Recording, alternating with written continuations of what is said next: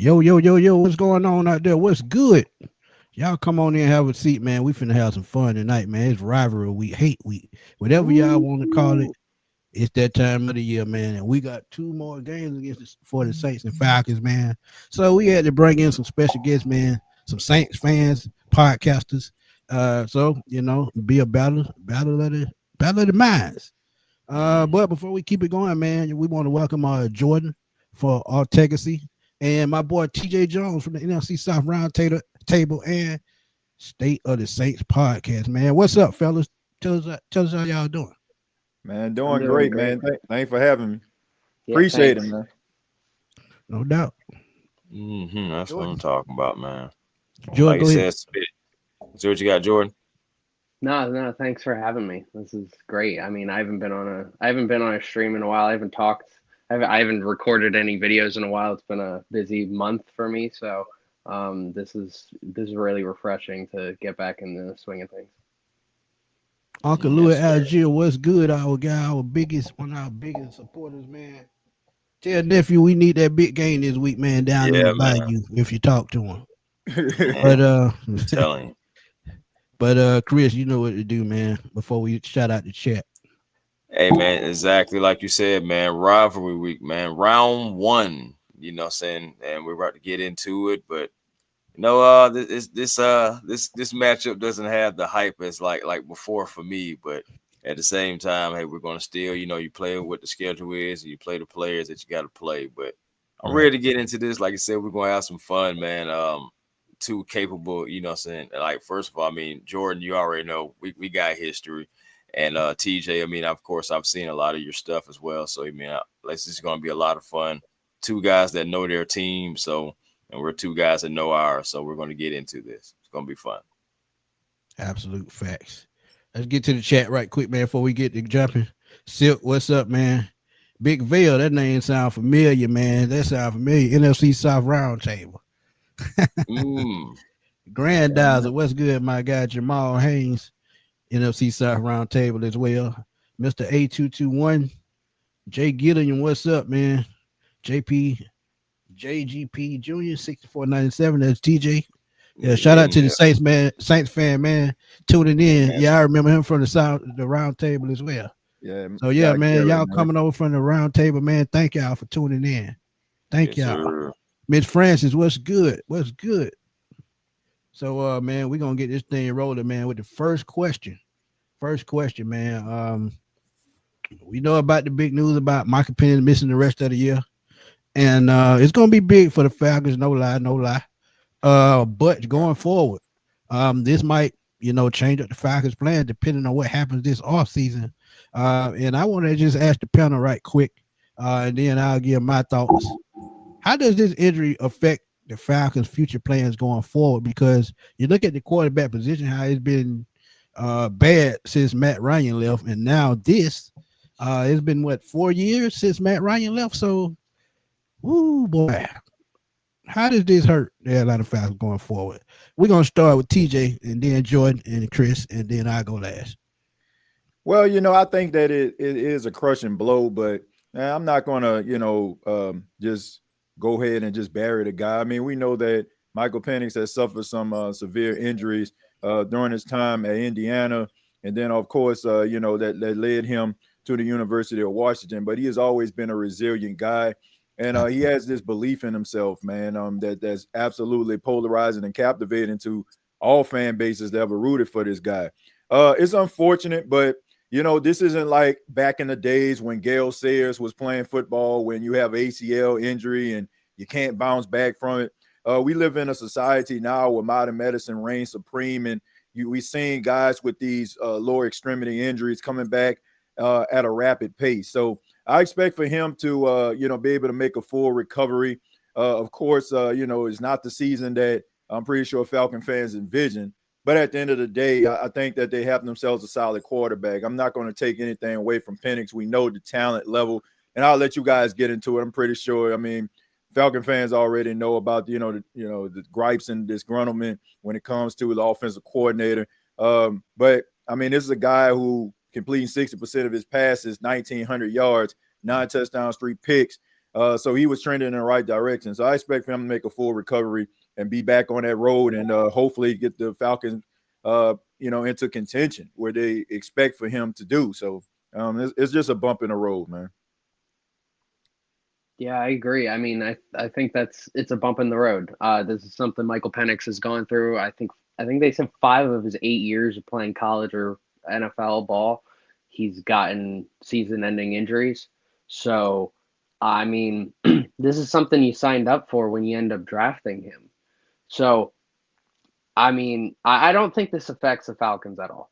I think going forward, they're still going to go with him as the guy.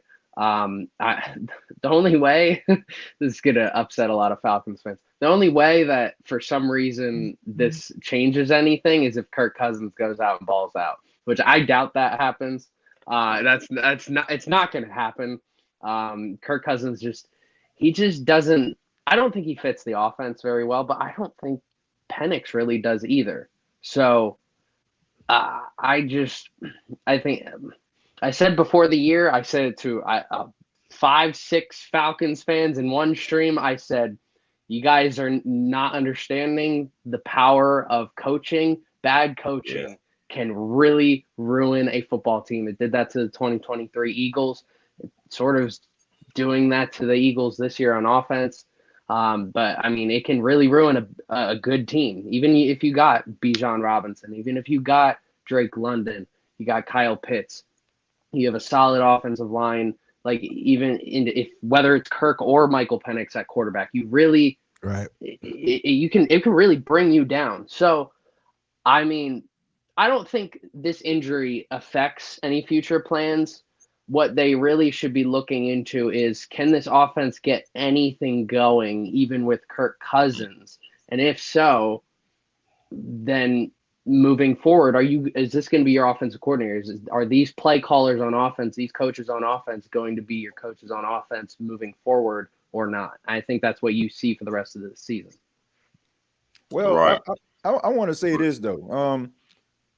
I mean, I wouldn't have, if I'm a Falcon fan, I wouldn't have an issue if Kirk Cousins plays well. I mean, because right now, you got to look at it from a trade perspective. I mean, if he goes out there and he performs well, you got 7 games here, that a team that's probably looking for a bridge quarterback. I mean, of course, they're not going to be, labeling him a franchise guy. He's 37. But if he goes out there and he plays well, then, I mean, this sets the Falcons up to negotiate something via trade and, maybe get some compensation for this. I mean, this is a team that invested in the young studs and Jalen Walker and James Pierce Jr. So, no first round pick. But if you go out and, trade Kirk Cousins or something like that, you can probably, get something back for him. So I think that, it's imperative that he plays well, well enough to get some type of compensation for that. Yeah, I can definitely see that. What were you saying that? Also, but you think about this too, depending on how long this injury is going to keep Michael Penix out, you may have to go ahead and ride with him as your week 1 starter. That's also another option that could be down there. Now, of course, off season has to go about, and we still have to see what's going to happen with the new league year. But still, that's also an option. That's something you have to think about in the immediate future. But long term, I still think it's going to be Michael Penix. I mean, he's on a rookie contract. Why would you go away from that when you still see that the talent is there? If anything, it's more so about investing in the team around him, especially like that offensive line that was banged up from the start coming into the season, already dropping Caleb McGarry, having a guy like Ryan Nuzil coming in, who is still a first-time starter. And, you had other things going on with the offensive line, just, guys coming off their rookie year, etc. So at the end of the day, again, I still think Michael Penix is the guy. I don't think they're going to go away from him. This is an investment that you really got to hunker down on and really just stick it out and see what's the best scenario for you. Because right now, with the draft capital and everything too, I think you're going to have to ride this out. But it's not like this is a Marcus Mariota or a Desmond Ridder situation. We actually do have a talented quarterback. We just have to protect him with more things than not, because free runners coming after your quarterback, that's going to hurt anybody. So I think it's about investing in the team around him, especially, like I said, the offensive line. Yeah, I agree, man. It's not going to really affect his future plans. I agree, but the reason why I asked the question is because certain fans are looking at it, as this is it for him. But you got to remember, Frank Gore played 17 years with 2 torn ACLs in college. You look at Adrian Peterson in 2012, had an ACL injury, ends up coming back 8-9 months later, wins MVP, runs for 2,000 yards. So it just all in how your body recuperates and recovers and all that good stuff. But the only way it would ruin future plans, or the only way he would not be in future plans, should I say, is they move on from Raheem Morris and his coaching staff and GM. And I highly doubt that they do that because I think they have a good plan in place. They just need to replace some of the guys on the coaching staff. It's just that simple. Because you have a quarterback coach who's also the wide receiver coach, not really teaching Michael Penix anything. You have Zach Robinson, who's lost in space. Who else? And you got to look at also what Raheem Morris has been doing, just not, just doing his job as a head coach. But again, they brought in Jeff Ulbrich this offseason. It changed the tone of the defense with Nate Olley. They got, nice energy, got nice players.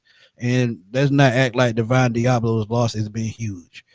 So injuries has affected this team on both sides of the football. But like I said, man, the only way that Penix isn't in the plans of the future is if he doesn't recover in time or if there's a coaching staff change. But other than that, he should, come back strong. He's still only 25 years old, so he should recover fine. So, other than that, he should be fine. But like Chris said, you got to get that offensive line straight. Jake Matthews is long in the tooth. You got to get a competent right tackle, which is his blind side.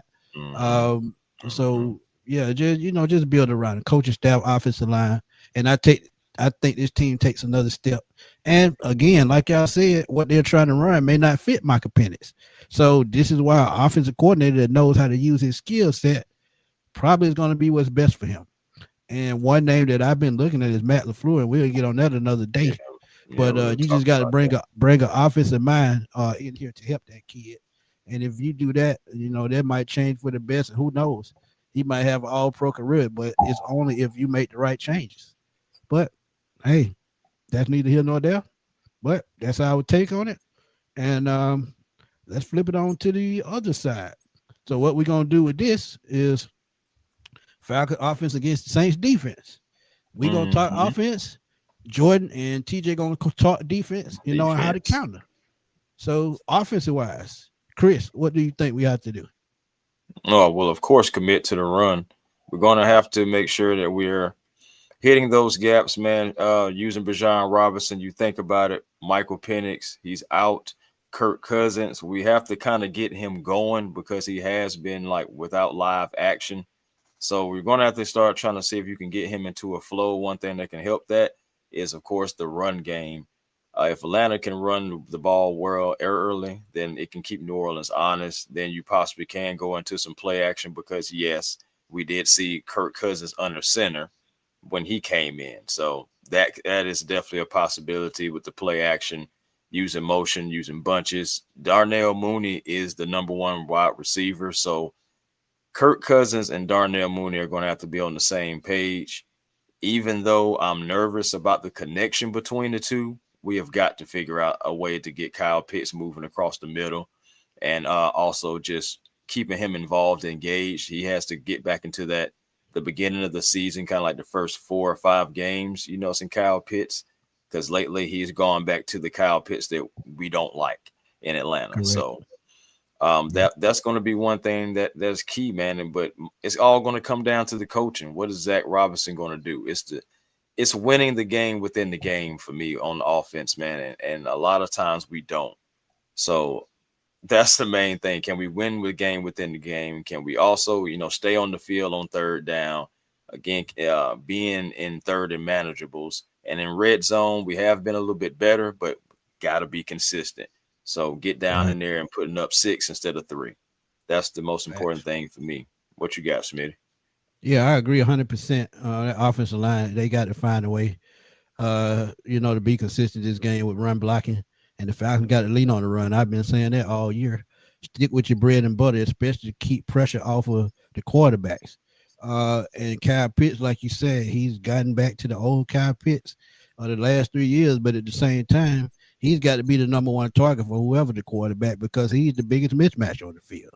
And you have to take advantage of that against the Saints secondary that really isn't very strong, but we know that they're going to come out fighting, mainly because there's a rivalry game. And look at what they did at Carolina just last week. So when you look at what they did at Carolina, the week before, what they did at Carolina, they showed that they're going to come out and play no matter what their record is. So with Kyle Pitts, you saying Darnell Mooney, number one receiver, I don't even know if he's the number 3 receiver at this point. I trust David Seals more than I trust that guy, man. Because one thing, the frustration is really kicked in, man, on this offense. And that's what they're suffering from, frustration, bad quarterback play, bad play calling. And, it's just carried. So they've got to snap out of it. And to do that, I think they got to, use Bijan and Tyler, because he only had 3 carries last week. It was utterly ridiculous. You've got to wear down the defense, man. A team that, has, just like the Falcons, has been on the defense, has been on the field a lot all season, but just wear them down with the run game. If you can do that, hey, I think you'll be fine. But that's my take on the offense. Before we get to y'all on the defense, quick super chat. Shout out to Craig, man. Thanks for the early Christmas gift, man. Truly appreciate it. He said, I heard rumor that there was talks about Terry, about making coaching changes. What do you guys think? I believe it when I see it, man. To be honest, but honestly, I think Zach already had his future set up at Oklahoma State, so I know there would definitely be a change of offensive coordinator. I think Dwayne left for the offensive line coach. I think he is safe, and I honestly think anybody outside of Zach Robinson is safe because I think he's the weakest link. Like I said, you probably got to go and find a wide receiver coach. I forgot about that. And you got to find a quarterback coach, which is probably going to be DJ Williams moving forward because I don't see TJ Yates coming back either. So yeah, that's my thoughts on that. But I believe when I see it. I mean, yeah, I agree with you, but I'm not gonna lie to you. Special teams coach has got to go. Oh, Marquise Williams, absolutely. And the crazy thing about it, they fired him already. So why you bring him back? But Smitty, you really want to ask that question when I head coach it? Now, all right, guys.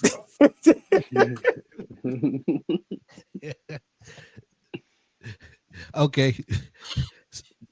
What do y'all think Saints defense gonna do against the Falcons offense? You want to start with me or Jordan? Oh, it don't matter. Either. Okay, I mean, I just think that, you have to be able to stop the run. You got to be able to neutralize Bijan Robinson and Tyler Algier, but the New Orleans Saints defensively, when it comes to the run, I mean, they're allowing teams 123 yards per game, and that's just not a good thing. The Saints transition from a 4-3 to a 3-4 defense. I mean, they're led mostly by nose tackle Devon Shough, but I just think they need a little bit more athleticism in the middle. And that's something that I feel like the Falcons can take advantage of. We talk about, Kirk Cousins, and I know that he's not the Kirk Cousins of old, but Kirk Cousins, I mean, throughout history has created fits for the New Orleans Saints. And I'm very concerned at this new defense of the Saints when it comes to the zone defense. They rarely ever play man.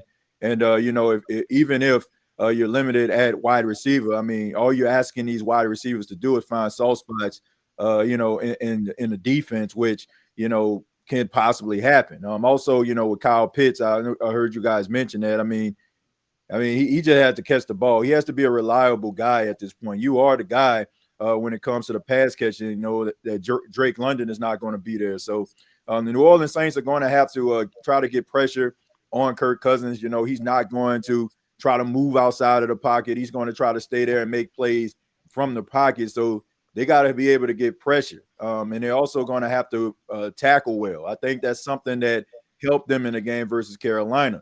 Rico Dowdle wasn't able to get started because the Saints were, tackling really well. And also they were really good in coverage. So the New Orleans Saints are they just have to do things well, right? I mean, you can't afford to miss tackles. You can't afford to have blown assignments. They're just not they're not wired that way right now. You can't afford it. So they basically got to play pretty sound defense and play disciplined defense in order for them to be able to neutralize the offense, especially in the running game. Yeah, you said it right there with discipline. That's one thing I've seen a lack of this entire season from the defense is discipline and just holding onto your tackles. And I mean, the X factors on defense are our linebackers between DeMario and Pete Werner. And I mean, if they get going, the defense can play better than it looks on paper. And if they can't get going, if they can't help us, then I don't know I don't know who's going to help us. But yeah, Devon Godshaw, I mean, you got to be able to stop the run, and he's got to be the run stopper. I wish Brian Bresee had a better. I was hoping for a breakout year from him, like a Pro Bowl, All Pro level season from him. I see flashes every now and then, but he just doesn't have that consistency. You got to be able to stop the run. I mean, you got Bijan Robinson and Tyler Algier on the other side. How are you going to stop that? I guess you got to play more of Cameron Jordan. I mean, Cameron Jordan's getting up there in age, man. I feel so bad for some of these veterans that have been on this team for so long. Guys like Cameron Jordan, even on the offensive side with Kamara, Taysom Hill. I feel bad because they're part of this team, and I just want them to be so successful. But you got to play a lot of Cameron Jordan because, I mean, he's going to be better at stopping the run than Chase Young. I don't even want to get started with Chase Young. I have an issue with him.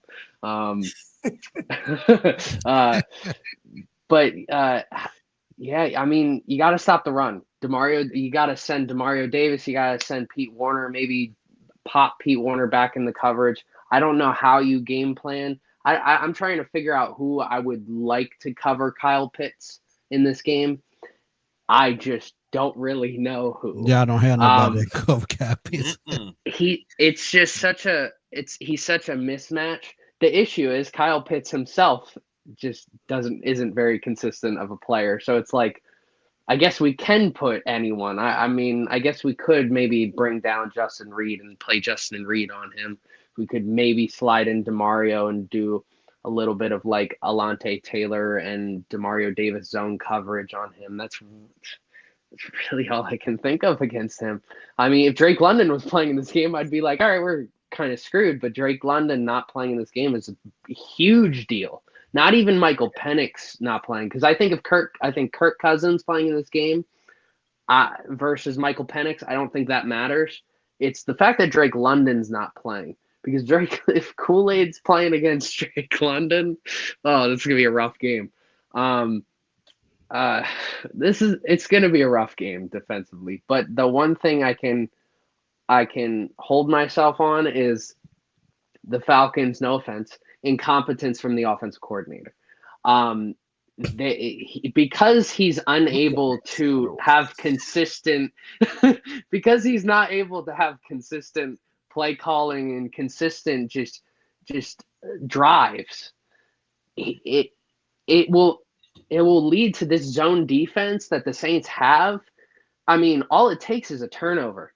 All it takes is one turnover. You get Alante Taylor on a blitz, it's on Kirk Cousins on his blind side, and you get a strip sack and a fumble recovery. That's a turning point in the game. You got to capitalize on turnovers. That's going to be the heart and soul of the Falcons offense versus the Saints defense. Is, can the Saints defense force the key turnovers when it matters most? Absolutely. Yeah. And to add on to what y'all saying about Kyle Pitts, it's just time. If he doesn't show up these last 7 games, I mean, it's just a busted draft pick. Let's just keep it real. I mean, he's 6'6", 250, runs a 4.4, 4.45, somewhere in there. And he's just not that. He just doesn't have that drive that he needs.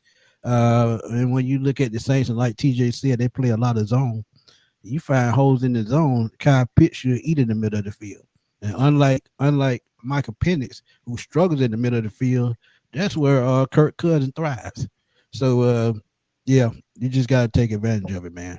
Even though we may be down, receivers, you still got to take advantage, man. Still got to take advantage. But another way to do that, we got to use, like I said, use that run game. Not just Bijan, but we got to get Tyler Algier involved always. I don't know how we can't just mix in between the two, because running Tyler will help preserve Bijan, and you won't be running him into the ground. Essentially, right. Man, I'm telling you, like in our 3 wins, when those 2 guys get at least anywhere between 12 to 16 carries, the Falcons are victory formation 3 times. And it's just like, I'm telling you, man, that run game is essential, and it may be essential even more going forward again with the quarterback situation. You may have to lean on it even more. Facts. But let's switch it to the other side of the ball, man. We talked about the Saints defense. Now let's talk about the Falcons defense, who entered this week 3rd in the NFL in sacks with 34, I think it is. I think we're 2nd, Smitty. I thought. It was 2nd. It's 2nd or 3rd. I know it's top 3. But when you look at this week's matchup against the Saints offense, who also have offensive line problems, I think the Falcons front 7 is going to eat this week. The last 3 weeks, I think they averaged 5 sacks a game. 6 sacks a game the last 3 weeks. Yeah, so we only had 18 sacks in the last 3 games. 6. So 6 sacks the last 3 games for the defense. I think the front 7 is going to be the key to this game. And look, I can't never pronounce his name. Is Shough or something like that, the quarterback. So when you look at a rookie quarterback, we play very well against rookie quarterbacks. And even though this is, like I said, this is a rival game, he's not scared to take shots down the field. We saw that in the Carolina game as well. And with the Falcons having problems, I think Mike Hughes comes back this week. The way Natron Brooks got beat like a slave last week, that can't happen again. So I think the front 7 is going to have to be key. I think they're going to have to get pressure on him to take pressure off the middle of the defense. Xavier Watts, he hadn't looked the same since the losing streak. Jesse Bates hadn't looked the same all season. I think he gets traded this off season. So when you look at the overall stature of the defense, it doesn't go without the front 7. Leonard Floyd out with a hamstring injury. So, man, look, front 7, they got to do their job. Take advantage of a weak offensive line. Alvin Kamara, he's losing the step. Let's keep it real. So you keep them one-dimensional passing the football. And if you do that, I think that's where the pass rush takes over. So with the Falcon defense, I just think the pass rush has to come through. What do you think, Chris? Yeah, I'm with you on that front 7. I mean, Alvin Kamara has definitely lost a step or 2, but it's still Alvin Kamara, and it's still rivalry week, Falcons versus Saints. So at the end of the day, I still want to stop him, because one other thing is our Achilles heel is still the run game. And I know Kellen Moore, he has definitely emphasized that, and he wants to come out and establish the run. And who better than against your division rival? We have to make sure that we don't allow that to happen, because if they're able to mix in some run and some pass, that could spell a recipe for disaster for the Falcons. So, the front 7 is on those guys to set the tone, get after and rattle the cage of this young guy. You know what I'm saying? They got to get in there and they got to pray for him, They got to lay hands on him. It's not just about just generating the pressure. We got to lay hands on them, get them on the ground, get that jersey dirty a little bit. And I feel like that'll be a recipe for success. Again, first of all, the Falcons are nearly they're on the third downs. They get off the field on third down most times, nearly 40%. And for the Falcons, as far as like drop back rates, they're 37.9% pressure on drop back. So, and the Saints offense, they allow a lot of people to get up through there, man. So I'm expecting this front 7 to really get after it. This could be another game to where maybe James Pierce Jr. maybe can get after that quarterback. Jalen Walker, Brandon Dorless. The names just go on and on for our youth movement that has been, really a surprise. It's a pleasant surprise, because whenever the Falcons had a defense, it's just everything just going wrong on the offensive end. But this defense I believe in, and this rivalry, I think they're going to – this is an opportunity to see and evaluate how guys are going to respond. You know what I'm saying? Can they get up for a rivalry game? And if they can, I think it's going to spell a recipe for success for the Falcons. I think you're on mute, Smitty. I can't forget about you know who, man, and Mr. Taysom Hill, the Falcon killer. You just got to remember he's still on the team. He lines up anywhere on the field, and trust me, he's going to be a big part of the game plan this week. And even if Kellen Moore is a rookie coach here, he know that, I'm sure. And look, I'm telling y'all, Taysom Hill, you just got to watch out for it. And we're bottom 5 against the run now, so that's going to be a big part of the Saints game plan. But TJ, go ahead. What do the Saints offense have to do against this Falcons defense? Well, I mean, y'all alluded to it. I mean, the Falcons are averaging about 3.5 sacks per game. I mean, it's going to happen. Like I already have come to grips with that. You know, I think that this is a litmus test for Tyler Shough. You know, I think that, you know, a couple weeks ago against Carolina, you know, he answered some questions. But when you go back to his draft scouting report, the biggest issue was him getting a little bit of happy feet and, you know, making erratic decisions once he senses pressure. Now, a couple weeks ago when he did sense pressure, I've noticed improvement in the footwork. He stepped up in the pocket. He always looked downfield and a lot of unscripted throws, you know, break like wide receivers and tight ends breaking off their routes. So, I mean, he's going to have to be a little bit creative, and he's also going to have to stand strong in the pocket. He'd also have to understand that he's going to have to take one on the chops from time to time in order for him to deliver the ball down the field and make a play. I like the way that he is aggressively pushing the ball down the field. You're actually trusting your wide receivers versus what I feel like what Spencer Rattler was doing at the time. I think Spencer Rattler was kind of playing the quarterback role as a guy that was doing it for week to week. You know, he had to make the right decisions versus Tyler Shough is just out there like, look, I'm going to just go out there and just put it all on the line. And that's how you got to play. And guys start to like rise to the occasion when they feel like you have this belief in them to be able to make plays. So number one, he's going to have to stand strong in the pocket and understand that he's going to have to take it, you know, in the chops from time to time. But it's all about trying to make plays to win the game.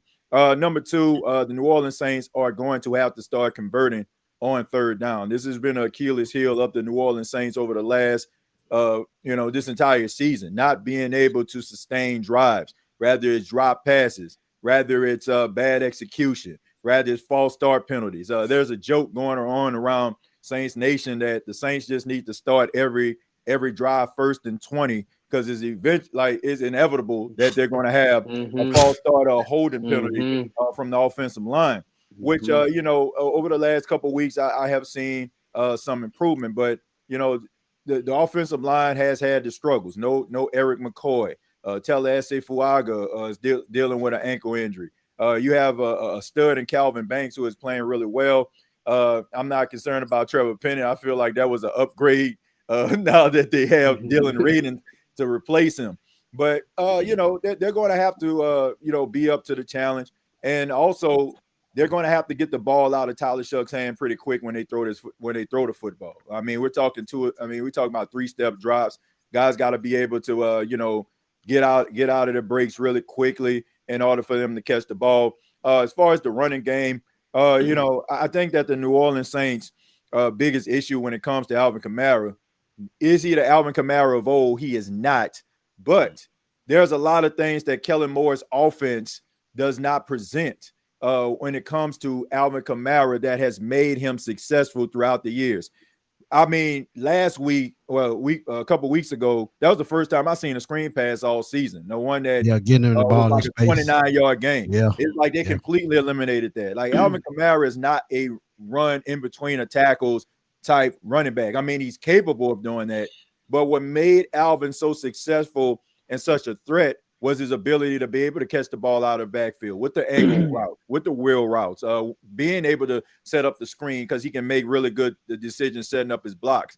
So they got to find a way to get him involved. And also young Devin Neal seemed like, you know, he had a pretty solid game. They're going to have to, you know, rely on each other. And as far as the wide receiver group, young, inexperienced guys led by Chris Olave, who had a really good game last time. But you have Devon Vele, a guy they barely even used. The Saints traded a 4th and a 7th-round pick for him, but he's going to be used quite often now that Rashid Shaheed has been traded, and now most recently Brandon Cooks is no longer with the team. So he's going to have to step up. And then you also have Mason Tipton, an undrafted guy at Yale. He's going to be stepping up.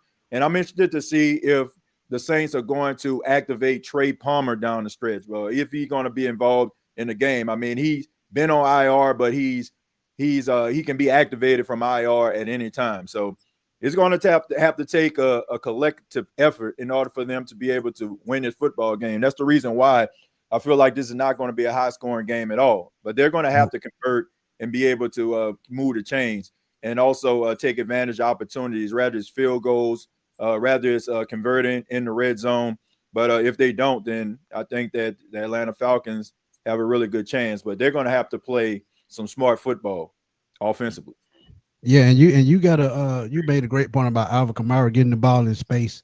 If they do that, I feel like that's an advantage because even though Divine Diablo comes back, he's gonna be a little rusty. And outside of him, who do they really have in that linebacker room that can cover Kamara? They may have to bring Watts up in the box or add a third safety and use 3 safety for most of the game. So that's gonna be something to watch out and look out for. But Jordan, go ahead. Yeah, I mean, when Kellen Moore got hired, I thought, wow, Kamara is going to be utilized as an all-purpose back. Like we're going to see him. I thought we were going to see the best version of Alvin Kamara. I honestly thought we were. With Kellen Moore, I mean, even before Saquon, what he did with Austin Eckler, what he did with Tony Pollard, like utilizing them in all aspects of their game. And Kamara, I mean, his entire career he's been like that. So I thought there was a big chance that Alvin Kamara ran for 1,000 yards and caught for 1,000 yards because our receiving core is not necessarily the best receiving core. We have 2 young quarterbacks. I figured we'd be checking down a lot more. And we're just not seeing anything of Kellen Moore's offense that I expected to see. I mean, I got to watch every single Eagles game last year. I got to watch Kellen Moore's entire time with Dallas. So I've seen Kellen Moore's offense. What I'm seeing this year is nothing I've ever seen out of Kellen Moore's offense. It's like he just started over fresh and said, forget everything that I've done before. And I wanted to see these screen passes because Kamara is great at screen passes. He's always been like that. He's always been great at the backfield.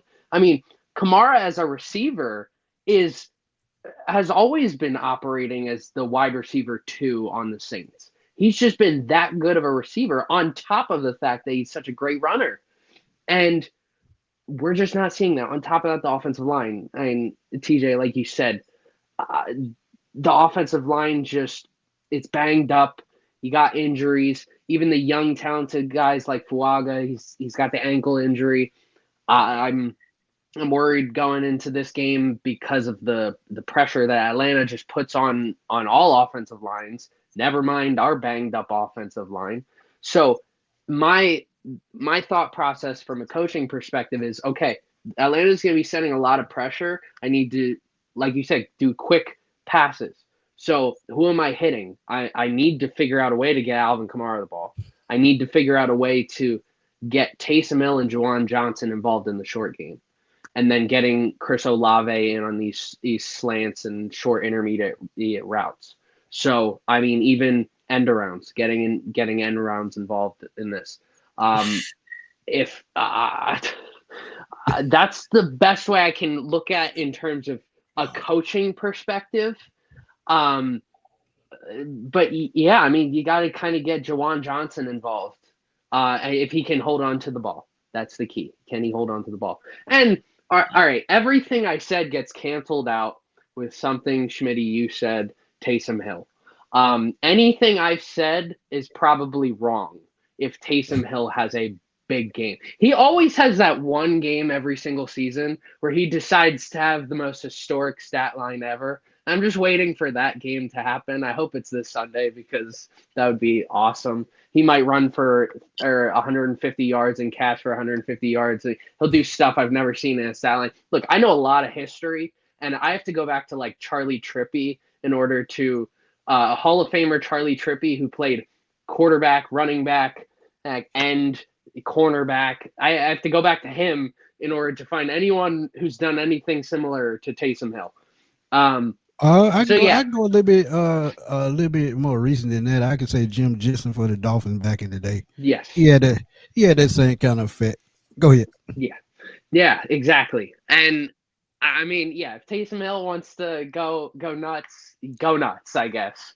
I noticed there was a lot more usage of Taysom Hill just in at quarterback, not just running in the Carolina game.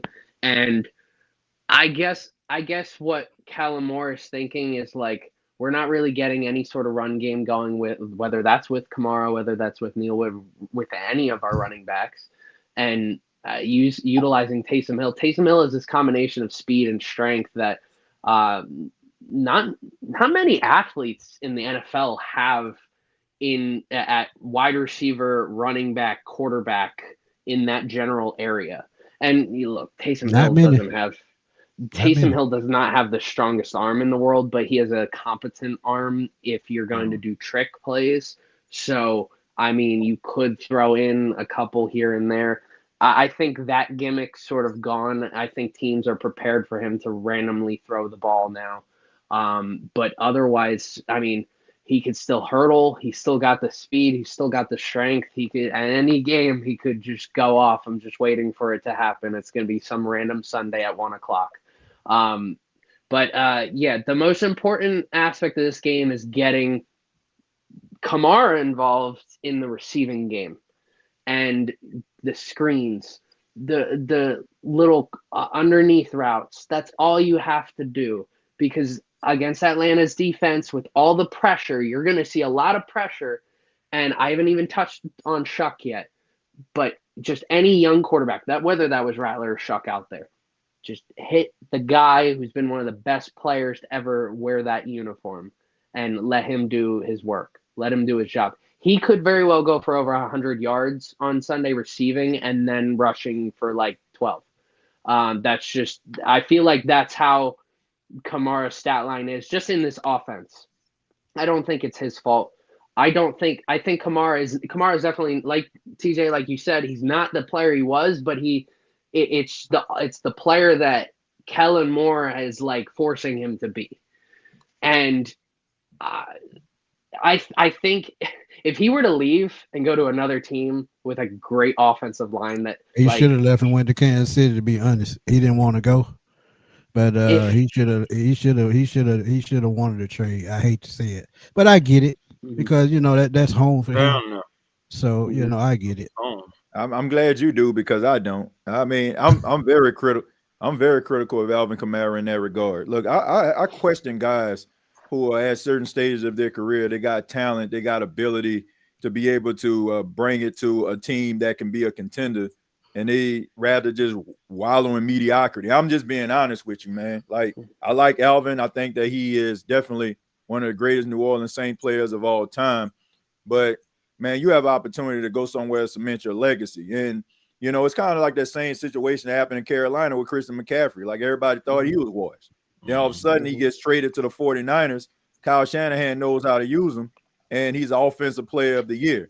So I honestly think that Alvin Kamara is selling himself short in this New Orleans Saints offense as they try to figure it out. But to me, man, look, I'm trying to win. Like, I mean, football is a business at the end of the day. Nobody is going to sit up here and be mad at Alvin Kamara looking at the New Orleans Saints, the state that they're in, and be like, man, Alvin left us or deserted us. Like people would understand that you want to bring something to the table, and legacy is on the line. So I'm very critical of Alvin when it comes to that. But I mean, I appreciate him wanting to stick it out, but in a way, I didn't understand it. I don't. And like you mentioned, like with Christian McCaffrey, I mean, like, he could go to a team like the Chiefs and just revitalize his whole career. and take his game to another level that he may not necessarily have ever seen. I mean, he's never even ran. I thought this was going to be the year he was going to run for 1,000 yards. Now, I've never cared that he's ran for 1,000 yards. It's more of like a personal thing. Like I'm hoping that I just want him to do it just for his sake. I just want to get him 1,000 yards rushing. But he's always never been that type of player because he's so good at receiving. He balances them both out in terms of running and receiving that he doesn't necessarily need to touch the ball 300 times and go for 1,500 yards to be one of the best running backs in football. But you go to a top team like the Chiefs, and you could see a different version. I throw another team out there that I just knew he was going to go to Denver because they really don't have a solidified running back in Denver. He goes out there, you see what just happened to J.K. Dobbins. If he's out there at the trade deadline, that becomes his spot. And he's working with a guy he's familiar, a guy that Drew Brees like, and Bo Nix. So I think he should have thought about leaving, man, because I just don't get why he stayed, man. I just don't. Me neither.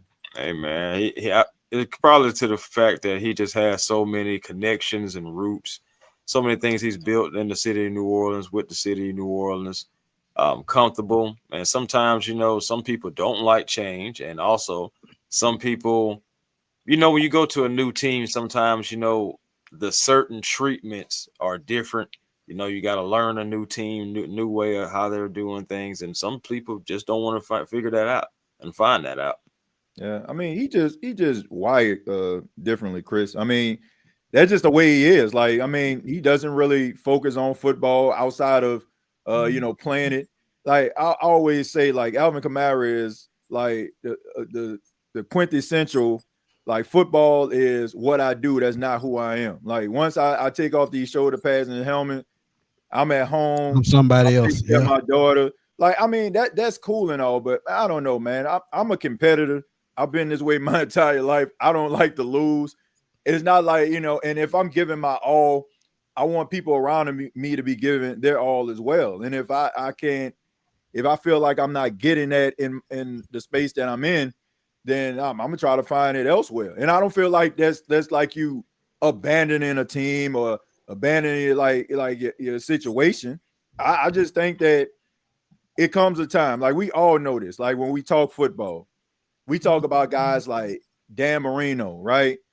Great, one of the greatest quarterbacks of all time. But what's the one knock on? He never won a Super Bowl, right? He never. But is it his fault? Like, I mean, countless 5,000-yard seasons, they never put a defense around him, right?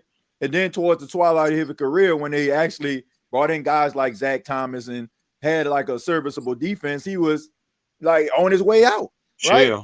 I mean, so we know that legacy is extremely important. And also, when they having these meetings, fellas, about the Hall of Fame and and they start bringing your name up, and the one knock on you is, oh, you didn't win a Super Bowl, or like you missed a playoff. You're right.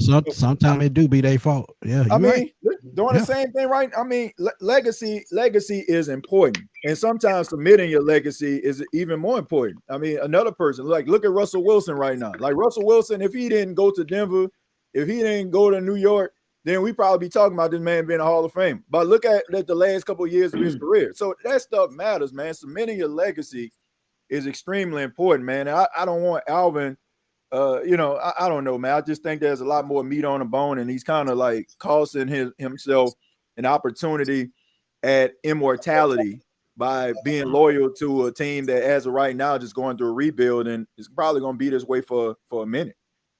Yeah, how many years he got left on that deal he just signed? 2 or 3? I think I like two more years on the deal. Yeah. Yeah. So, that's and by that time he's gonna be over with. It's gonna be over with. But quick super chat, man.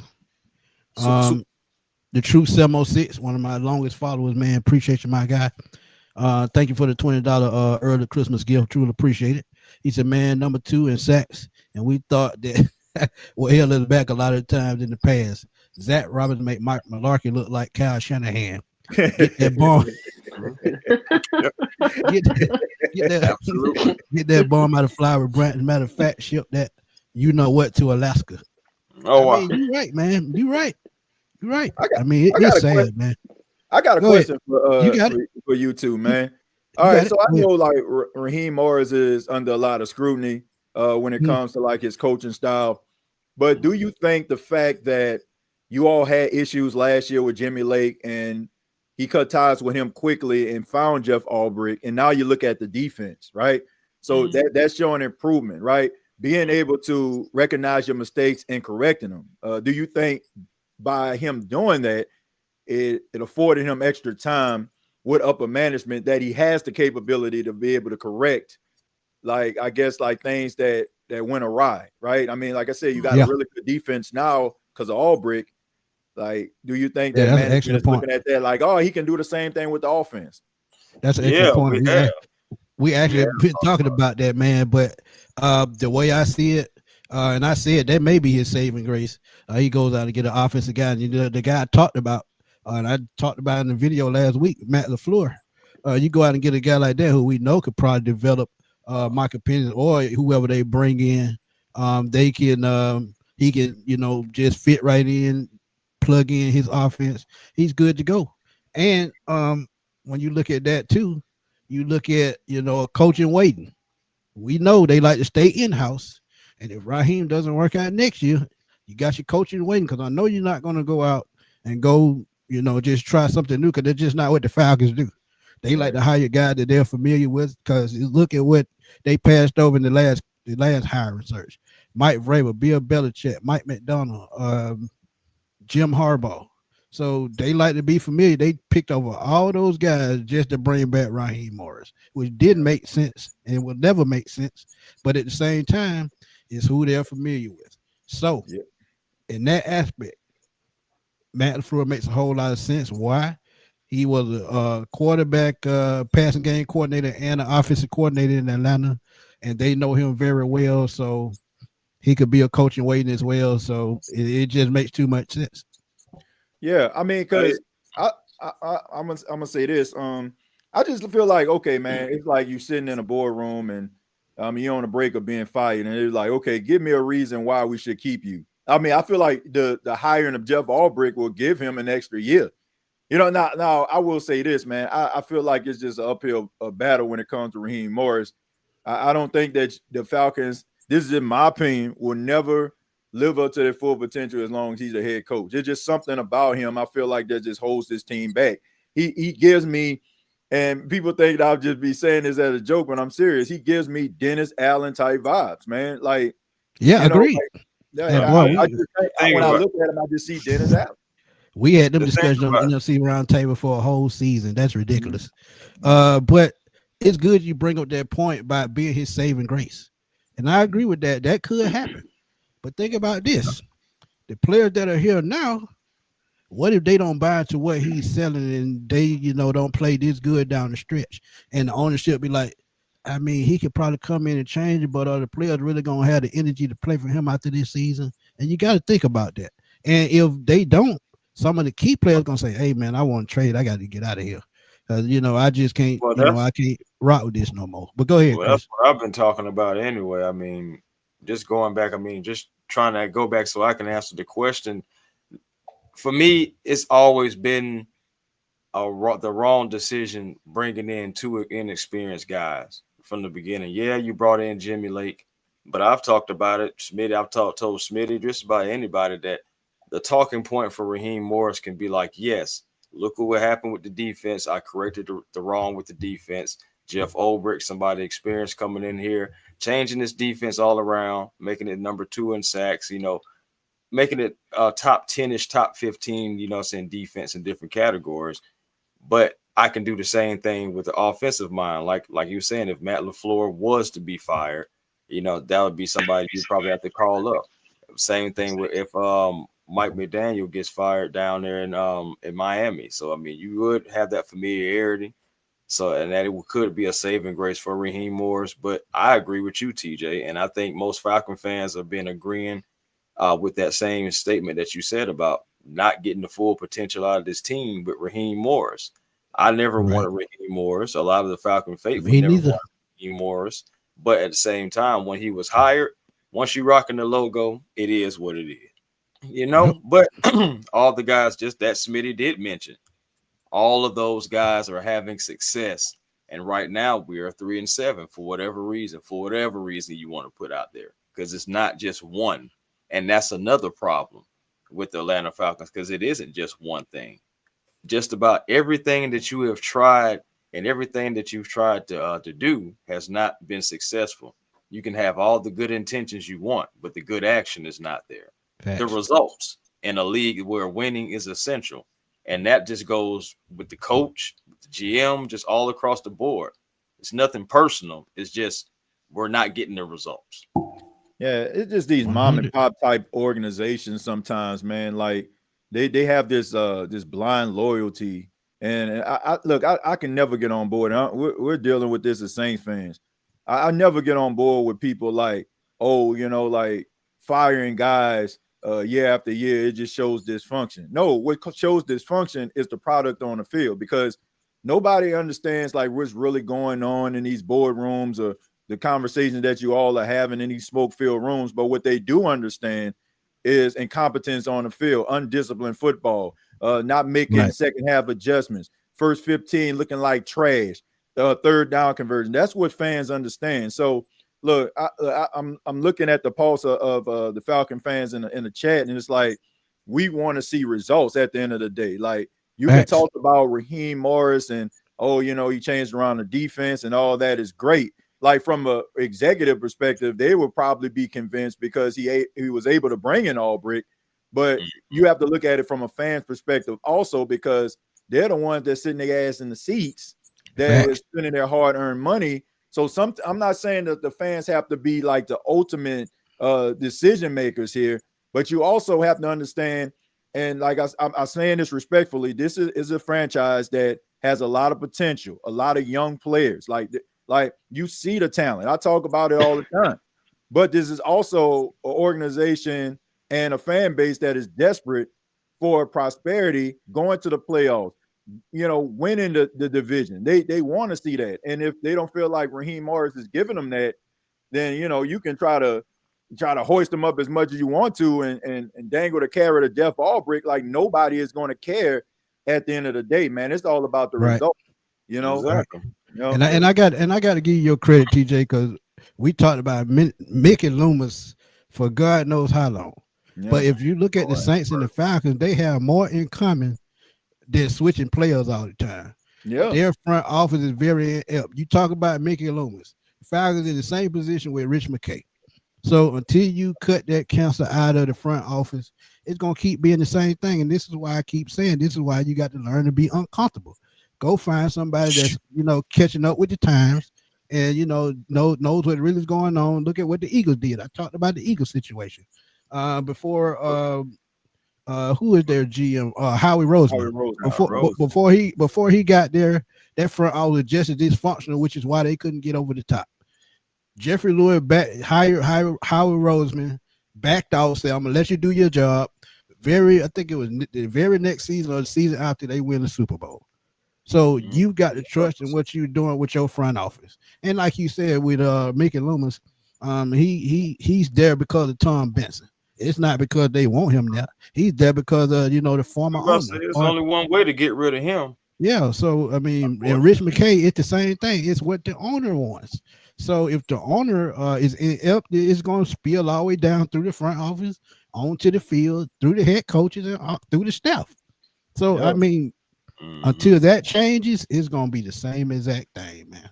Yeah, like I said, I think that when we talk about this rivalry, but when it's one thing, but when it comes to the management, we have almost like similar, identical situations going on here. Like this absolutely blind loyalty to a fault, and what optics actually mean. Like, I don't care about optics, man. Like fans don't care about optics. They don't. People, if you've been around this thing, man, y'all some knowledgeable guys on here, man. Y'all know when organizations are doing the best that they possibly can to aggressively try to put a winning product on the field. Like you mentioned Howie Roseman. They didn't have to go out here and get Jalen Phillips from the Dolphins. They didn't need him. But they went out here because they wanted to shore up a good defense that they already had, to make sure that you have depth in place. That is guys that are dotting the I's and crossing the T's, right? It's not about just cleaning your carpet. It's about lifting up the sofa too and start vacuuming under that thing, right? Make sure that it's fully clean. So I don't know, man. Like, people just want results at the end of the day, man. That's facts, it. Facts. That's it. And George, you got anything to add? You kind of quiet, my guy. No. I mean, he was over there thinking about how Howie Roseman changed the Eagles for franchise. No, because I mean, like, I love Howie so much. And I mean, here's the thing: a lot of people outside of the Eagles look at Howie and look at what he's done since 2017, 2016, since Chip Kelly left, because Chip Kelly was the de facto general manager. Even though Howie Roseman was technically the general manager during that time, Chip Kelly was the one running the place, and Howie just like sat in the corner and just watched Chip Kelly make all these moves. Trade away LaShawn McCoy, get rid of Deshaun Jackson, trade away Nick Foles. You ruined a part of my childhood, Chip Kelly. And I mean, I remember when Howie Roseman went out and got Namdi Asomugha. He took a risk and got Namdi Asomugha. I got a Namdi Asomugha jersey in my closet. I lost 40 pounds since June. I'm gonna say that, and I still fit in this Namdi Asomugha jersey. I put that on, and I was like, "Yes, it fits me," but this is depressing because it's Namdi Asomugha. Every time I think about Namdi in the Eagles jersey, I just think about how Julio had him swimming. But that's man. But like Howie has always gone after the moves, and there have been a lot of times where he screwed up. There have been a lot of times. Some people, I don't know whose idea it was to get Jalen Reagor. I don't know whose idea it was. I mean, I've always been a huge fan of Justin Jefferson since LSU, so I thought Justin Jefferson was going to be picked. I understand why they went Reagor, though, because they were trying to replicate the Chiefs' offense with Mahomes and Tyreek Hill with Carson Wentz and Jalen Reagor. That just doesn't work, though. So there have been hits and misses, but that's how Howie Roseman got 2 Super Bowls for the Eagles, and that's how he got to 3 Super Bowls. Is taking risks. You need to be able to take the risks, and like you guys are all saying, you got to be able to take those risks in organizations. And like for the Saints, going from Sean Payton to Dennis Allen, they weren't taking a risk. They were just they wanted to be comfortable. Going from Drew Brees to Jameis Winston, they were trying to be comfortable. And I think going after Kellen Moore was that was a risk they haven't done in a while. And since Sean Payton got hired, that's the last time that they ever had some sort of risk. And going out and drafting Tyler Shough, part of me is like they drafted Tyler Shough only because they were in a rebuilding year and we're going to go get a number 1 overall quarterback in this draft coming up. But just take risks, and because if you don't take risks, you're going to be in the same cycle over and over again of mediocrity. The same cycle that I always bring up my hatred towards the Cowboys in some shape or form, but the Cowboys with Jerry Jones have always been in that cycle since 1997. They have just been in this cycle of mediocrity. That's like we're America's team. We're gonna get this quarterback. I agree with that, Jordan, but you got to look at what they've done the last 6 months. They go get George Pickens, which is a masterful trade. Mm-hmm. Then they pulled off, trade for Michael Parsons. They didn't want to pay him, so they get the 2 first-round picks. They use one of those first-round picks to go get another elite defensive tackle. Mm-hmm. So they have something to build around on that defensive line with Kenny Clark and Quentin Williams.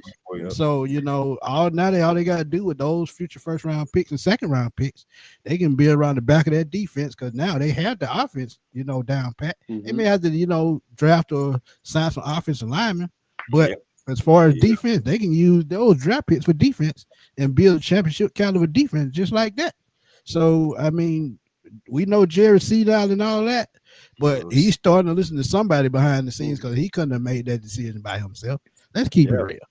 So you know what they're gonna do though? They're gonna trade away CeeDee Lamb for something stupid. This is what they're gonna either trade Dak or they're gonna do something stupid. They always have these great moves and then they follow it up with a like, why'd you do that move? Like trading away Micah. Well, CeeDee Lamb, I would not be mad because I think George Pickens, to me, if he was such a troublemaker, he probably top 10 receiver in the league.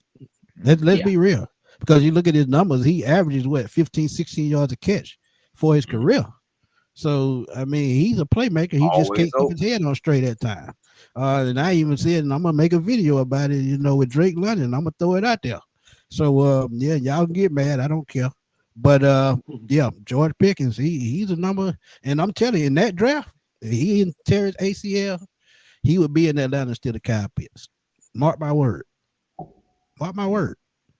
Yeah, I just think that, when it comes to like, these executives, sometimes, I mean, fans just want to like see that you're actually trending in the right direction. I mean, if you have so much negative equity built up with bad decision making, like like people don't care. Like they can only like hold you like accountable for like the bad decisions you make, especially when those decisions are like they trump the good decisions that you make. Like, for example, I mean, I mentioned that. Way too bad. I mentioned that the New Orleans Saints, made a trade with the Denver Broncos for Devon Vele for a 4 and a 7, right?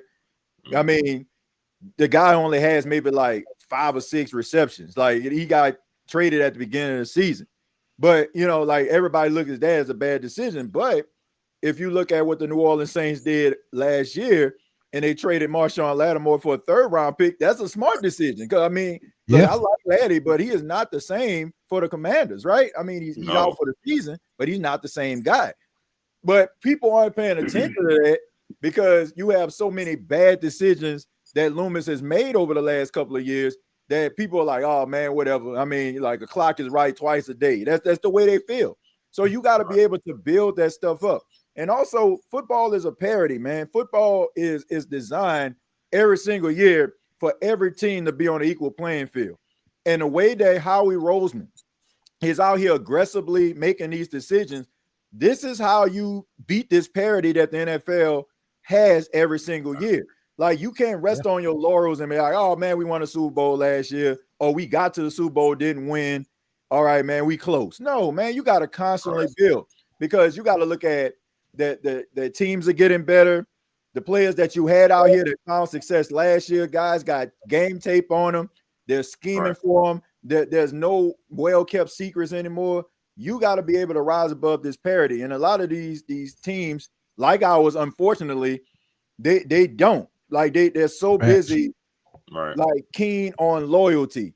I like this guy. Let's make him a Saint for life. Let's make him a Falcon for the next 3 years. Oh, he came in, he shook my hand, gave me a firm handshake and good eye contact. I don't care. I love this guy. Right? I mean, look, they fall in love with it. It be just that simple.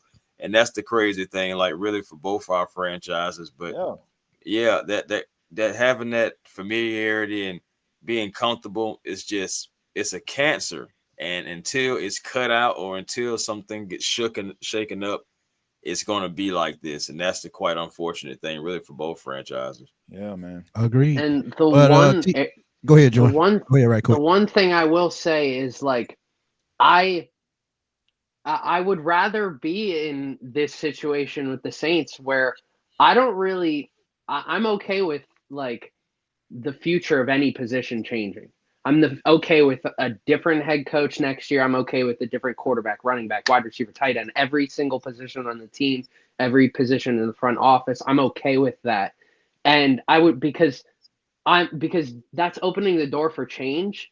And with the Falcons, it's like you have guys to rely on, but that also means you have to find ways to make sure that they are better and they're the cornerstones of your franchise. So if you get a new coach in there that isn't utilizing Bijan Robinson correctly, then you're going to have an issue with the run game. then you're going to have an issue. Like if you bring in a coach that's not great with Drake London, then all of a sudden you have an issue with Drake London. So there's, I guess more, the door's not completely open for every position on the Falcons to change, because obviously you have great talent and guys like Bijan Robinson, guys like Tyler Algier and Kyle Pitts and Michael Penix and Drake London.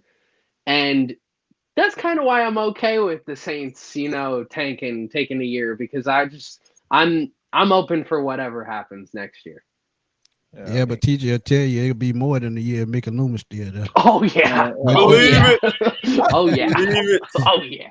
I would have to say I would rather have the Falcons situation, because they do have young guys that could potentially be cornerstone players. I mean, I think it all comes down to, Jordan, finding the right guy that could utilize the strengths of this offense. And I think that's easier. Like, because you got to think about it. Okay, it'll probably take years for a franchise in order for them to develop players, rather it's through the draft, rather it's free agency, depending on your cap situation. But when you actually have some guys that are capable, like Bijan, like Drake London, Tyler Algier, like you got pieces that you can actually build around.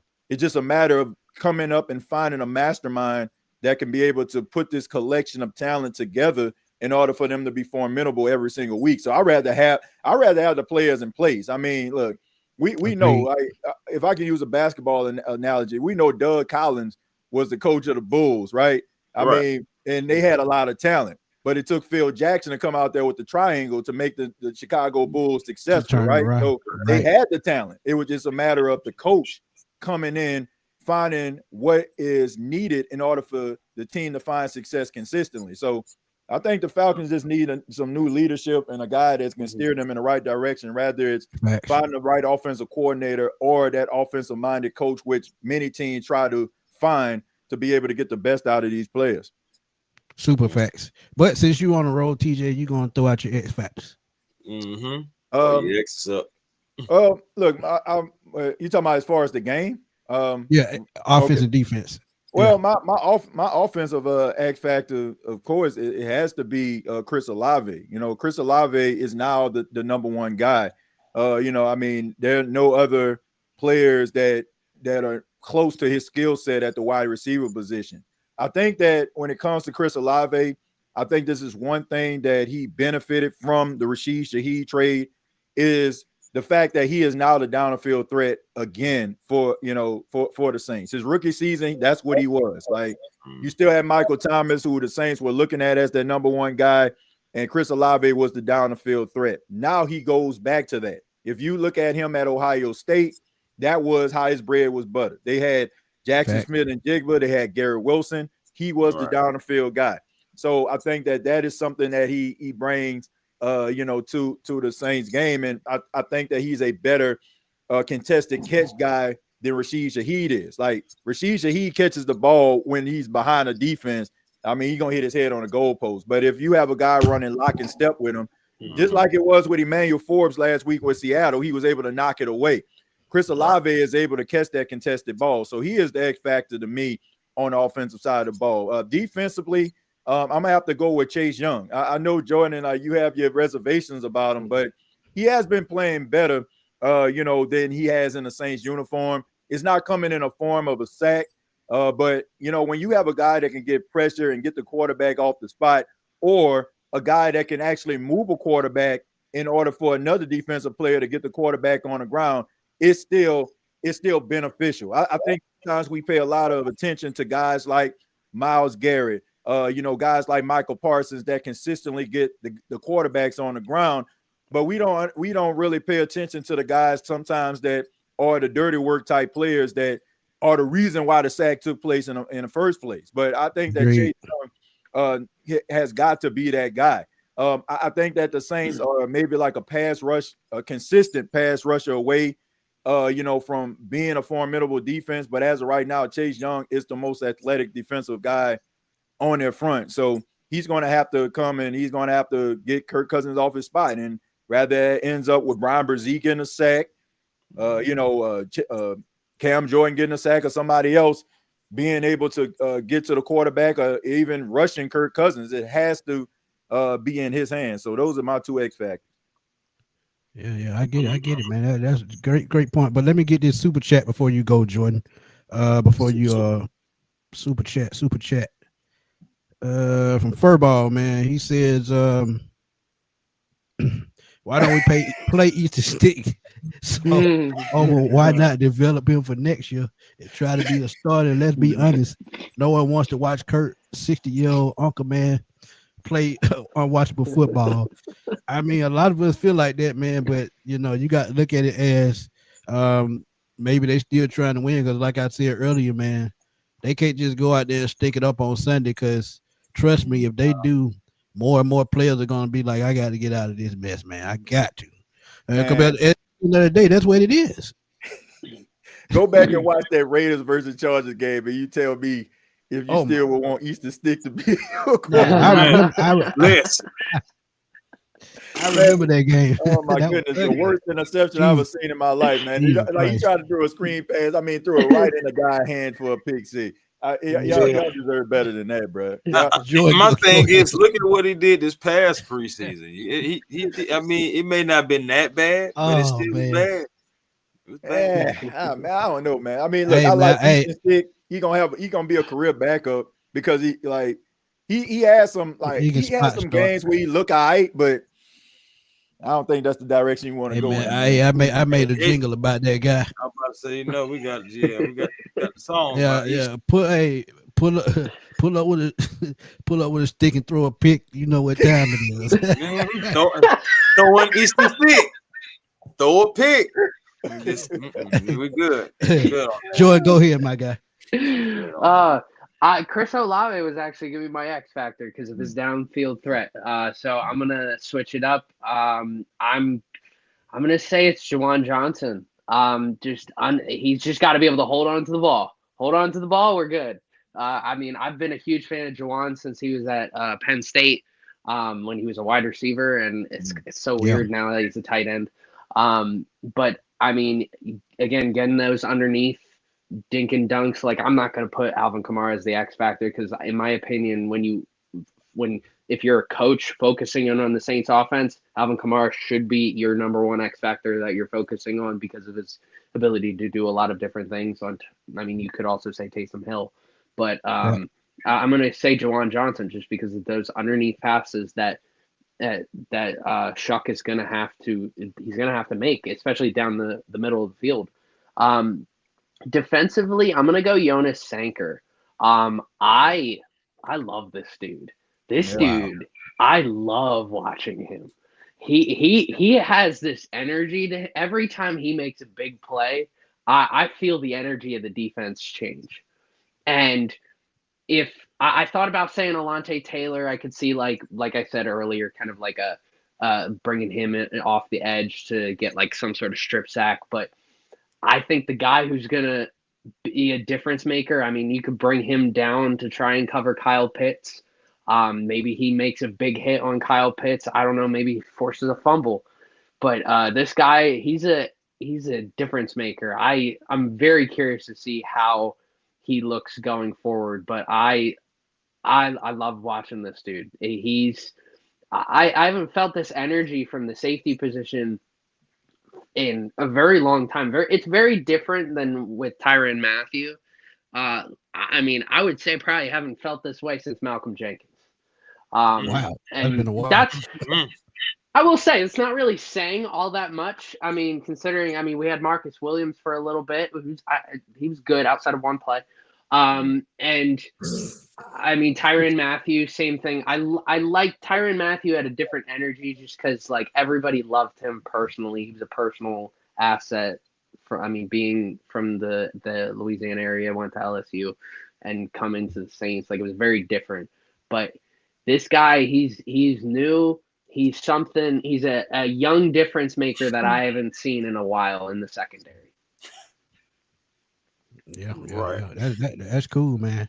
Another super chat right quick before you go, Chris. Appreciate early Christmas gift, man. Bobby Mean, appreciate you as always, my guy. He said, so who do you think is the next head coach of the Falcons if Raheem is let go? I actually answered this a little bit earlier.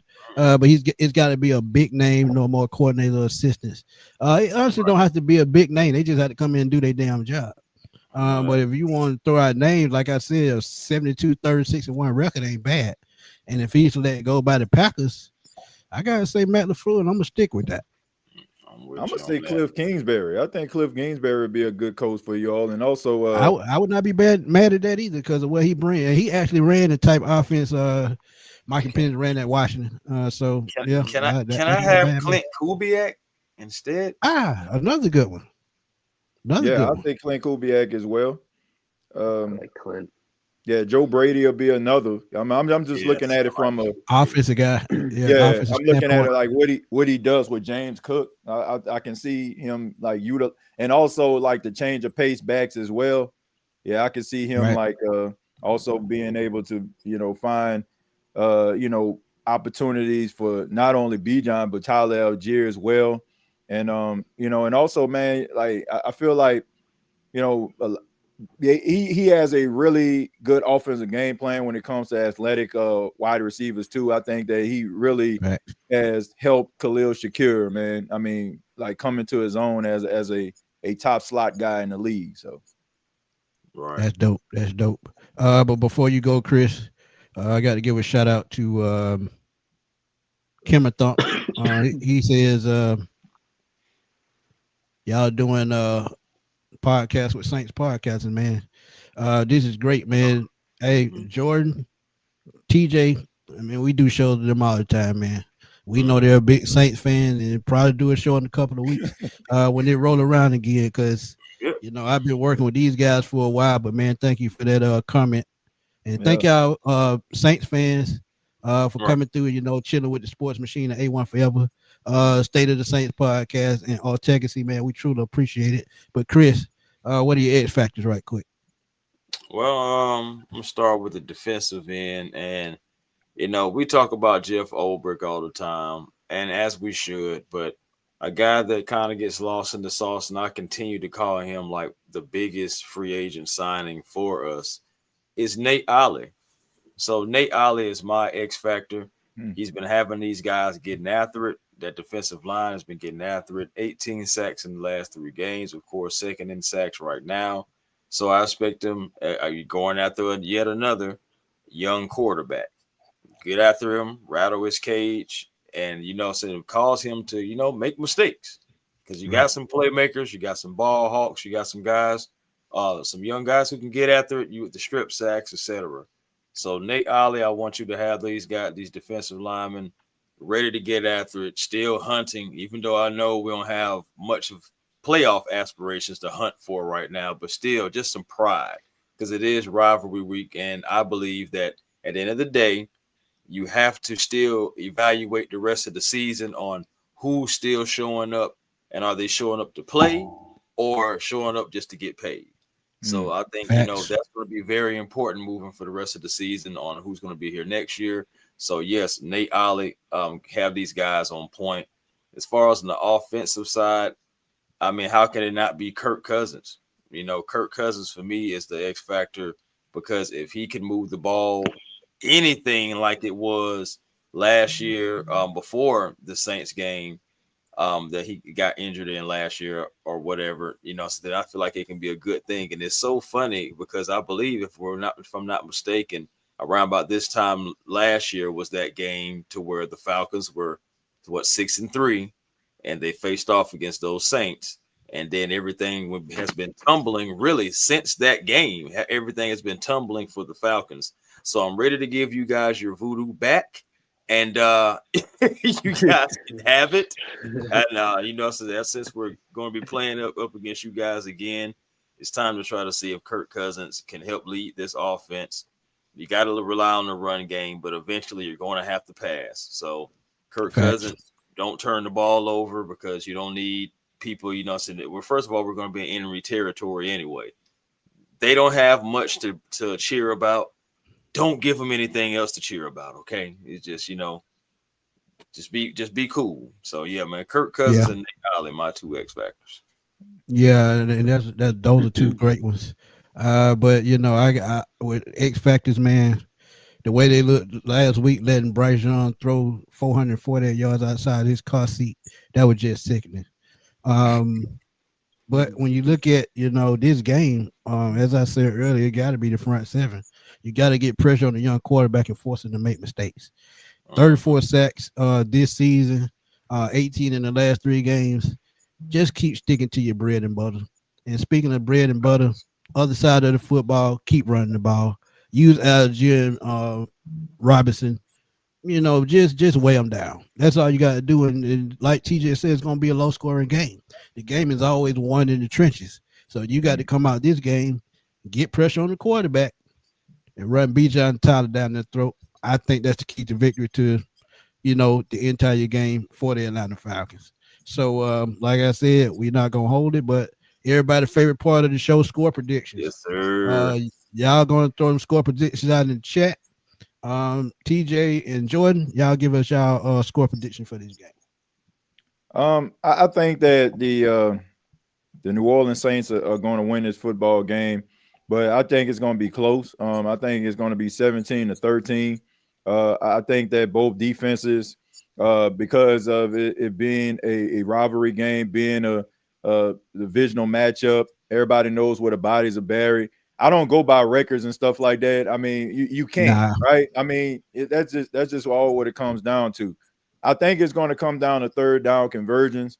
I think that it's going to come down to taking advantage of opportunities, rather it's taking advantage of short field goal opportunities. Like, you're going to have to capitalize on that. And I just think that I think that it's just going to come down to a defensive struggle. But I got the Saints winning this game 17-13.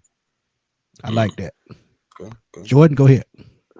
I think both these offenses might struggle. I think both these defenses might struggle. I think this is going to be a punt fest. I wanted to say like something stupid like 7-6, but I'm gonna go 23-16. I think the Saints win. I think we might see a lot of drives stall for the Saints that lead to a lot of field goals. That's why the 23. And I think Atlanta will try to start with the run game, but then again, I think they're going to, like Chris, like you said, be forced to pass the ball. And so I'm going to go 23-16 Saints. Wow. Chris, go ahead. I don't know what you people talking about 30. What the Saints gonna get 35 points? I don't see nobody. I can't remember last time the Saints scored 25 points. God, dog. Right. Hey, B Lane might be the closest. I could see this. 3-3 tie. There it is. It is. Sheesh. Okay, Kirk Cousins. Let me see. No Drake London. Drake, you can have my knee if you need it, by the way. I just but no. But let me see. No Drake London. Kirk Cousins. Saints defense. Falcons offense. All right. I guess I'm gonna go ahead with a good old fashioned. I'm gonna go 19-17 Falcons. I think Zane Gonzalez is going to have to be our savior. Good luck with that. We ain't had luck with kickers all year, so man. I mean, Zane been okay for what it's worth so far, but I mean, this is a hate week. It'll be just our luck. Never mind. Let's just. Hey, TJ, blue kid swag. So you got to be a little bit more extra than that. You're extremely extra. You extra. I'm talking about 35. He piling it on, man. He piling it on. 35, man. But I said this game got to be won in the trenches. I mean that, man. Mm-hmm. Either it's gonna be Taysom Hill, and Alvin Kamara, or Bijan Robinson, Tyler Algier. Whoever has the most rushing yards this game will win this game. Because we all know by the third and fourth quarter, both of these defenses on both of these teams, they be wore out like a hard light in the middle of Bethel. So when you look at it, run. Yeah, I agree. Low scoring game. Absolutely. I'm going 16-13 Falcons. And don't make me out to be a fool. So yeah, 16-13 Falcons. Whoever wins the run game better, that's who wins the game. Man, I'm gonna tell y'all, I'm more concerned about Kirk Cousins as the quarterback than I would at Michael Penix. Like, I'm just saying, man, this defense that the Saints run, I just think that a veteran quarterback who has seen everything under the sun, they're gonna be able to execute. Yeah. And and we know, like, sometimes those veteran quarterbacks, they can be limited. We had at the wide receiver position, at some of the skill positions, but they're gonna know how to use them. Yeah. So I mean, I don't know, man. Like, I don't think he just that washed. And then also I have to look at the experience of the Saints. Think about this, TJ. Think about this. Remember what y'all did to him last year when he came to New Orleans? That's in the back of his mind somewhere. Yeah, man. Trust me. I mean, but you know, that was still a Dennis Allen type defense that they was running the last time. Even though he was fired, you still had Joe Woods, who was a part of his coaching staff that was still running that same type of defense. I mean, so I'm just concerned that, like, this zone defense and Kirk Cousins being able to pick this thing apart and be able to convert on some of those crucial third downs. So I think that's going to be an advantage for you all's offense in a passing game. Rico, I didn't think about that. He said they're going to put up 20 points twice this year. Jesus Christ. That's why I'm going 19-17 Falcons. Right there. Yeah, 16-13 is my score. I'm gonna give him. I won't even give him a touchdown to get to 20. But if y'all would like to give out shout outs, y'all go ahead. Man, look, I don't have any shout outs, man. I'm just glad to be here with you all, man. Like, real talk. Like, y'all can find me, where y'all can find me, man. I'm here for my guy, my boy Smitty. Shouts out to you, Chris, man. Thank you for having me here, man. I really do appreciate it, man. I'm just here, to support my guy, and I'm happy to be here to talk football with all of you, you two as well, man, Jordan. So appreciate it. Thank y'all for having me. No doubt. Jordan, go ahead and give you a shout out, man, if you got one. Like I said, man, I always appreciate both of y'all, man. Yeah, no, I thank you guys. I'm shouting all you guys out. Thank you, Chris. I mean, I've known you for 8 years now. I mean, we've been talking Saints and Falcons for that long. Smitty, it's always been great talking to you and being on streams with you, man. TJ, thank you. I finally a Saints fan in a stream. I love it. This probably made my month, just having a Saints fan on these streams. I was getting tired of just every week having like 6 Falcons fans come at me, and I'm just sitting there, and I'm like, I mean, I remember at the beginning of the year, I'm like, I could see the Falcons going 8-9, 9-8, and then everybody else was like, oh no, we're going 14-3, we're going undefeated, we're winning the Super Bowl. And I'm just like, oh God. I need a Saints fan. So it was nice meeting you, TJ. This was awesome. I feel like I haven't talked Saints with a Saints fan in a very long time. But thank you guys all for having me. Sure. Hey man, first of all, shout out to the guys that came on the panel. TJ, like I said, I've seen some of your work. Very knowledgeable dude. Salute to you. Jordan, again, like you just said, man, we got history all the way back to the old gridiron days, huh? So, man, so salute to you, and thank you for coming on, man, guys. Thank you to everybody who showed up from Jordan's channel, from TJ's channel. Saying no matter what team you're repping, at the end of the day, salute to you. Saying thank you for helping making this stream as successful as it has been. Falcons versus Saints rivalry week. Yes, on Sunday.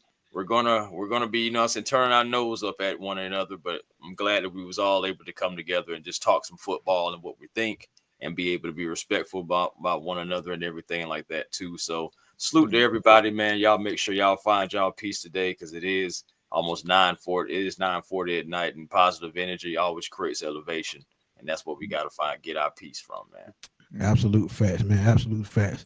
And man, I love visiting New Orleans, man. I go to New Orleans. I've been about 5 or 6 times, man, and I always have a ball, man. Love eating at the Cajun Seafood Shack, right there on what is that? Claiborne. Yeah. Oh yeah. I love that place. I go see my family.